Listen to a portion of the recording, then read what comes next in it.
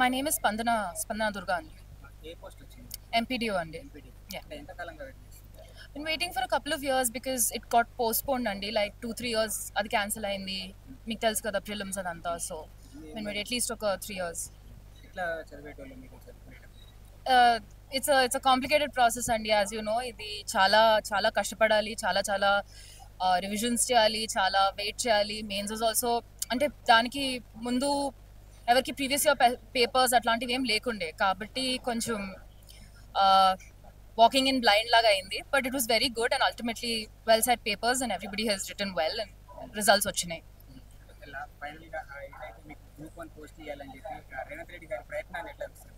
It's a great effort అండి for successive governments, previous government, present government. It's a great effort and it's really good that ఆఖరికి ఇది వచ్చింది. And I think a lot of people, lot of candidates చాలా హ్యాపీగా ఉన్నారు.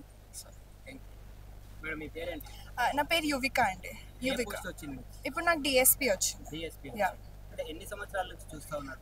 నేను UPSC start అయింది almost 8 years నుంచి ప్రిపేర్ అవుతున్నాను. 8 years. యా, 2017 నుంచి ప్రిపేర్ అవుతున్నాను.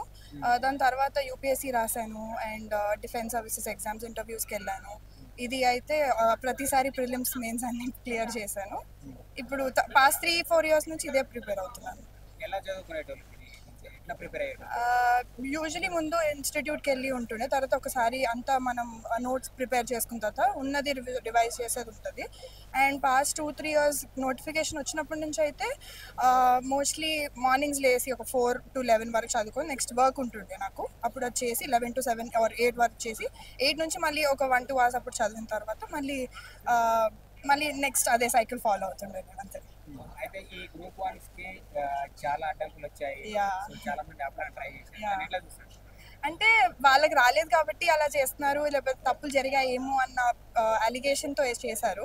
బట్ మోస్ట్లీ తప్పులు జరగలేదు, అసలు ఎక్కడ తప్పులు జరగలేదు కాబట్టి మేము ఇప్పుడు ఇక్కడ ఉన్నాము, మీరు కూడా ఉన్నారు ఇక్కడ. సో అప్పటికి ఇది just interview relief and appointments ఇచ్చారు, కోర్టులో ఇంకా కేసు నడుస్తుంది.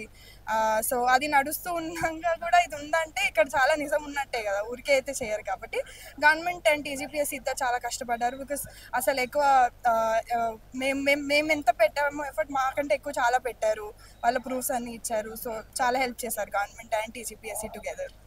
Subscribe us and press the bell icon for more interesting updates.